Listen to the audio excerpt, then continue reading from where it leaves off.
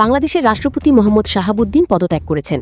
শুক্রবার স্পিকারের উদ্দেশ্যে পাঠানো পদত্যাগপত্রে তিনি শারীরিক অবস্থার অবনতির কারণে দেশের সর্বোচ্চ সাংবিধানিক পদে দায়িত্ব পালন চালিয়ে যেতে অক্ষমতার কথা উল্লেখ করেন।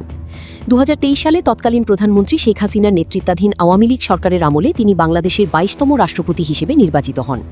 রাষ্ট্রপতি হওয়ার আগে তিনি আওয়ামী লীগের একজন প্রভাবশালী নেতা ছিলেন এবং শেখ হাসিনার ঘনিষ্ঠ হিসেবেও পরিচিত ছিলেন।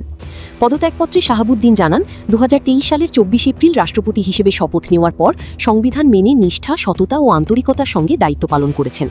2024 সালের আগস্টের গণ অভ্যুত্থানের পর অন্তর্বর্তীকালীন রাজনৈতিক পরিস্থিতিতেও তিনি সাংবিধানিক দায়িত্ব পালন এবং অন্তর্বর্তী সরকার গঠনের প্রক্রিয়ায় ভূমিকা রেখেছেন বলে উল্লেখ করেন। এ সময় বিভিন্ন রাজনৈতিক দল ও নাগরিক সমাজের প্রতিনিধিদের সঙ্গে আলোচনার বিষয়টিও তিনি তুলে ধরেন।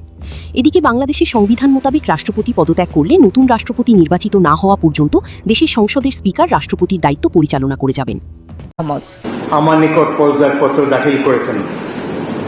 ফলশ্রুতিতে সংবিধানের 54 অনুচ্ছেদ অনুযায়ী আমি রাষ্ট্রপতির দায়িত্ব গ্রহণ করেছি।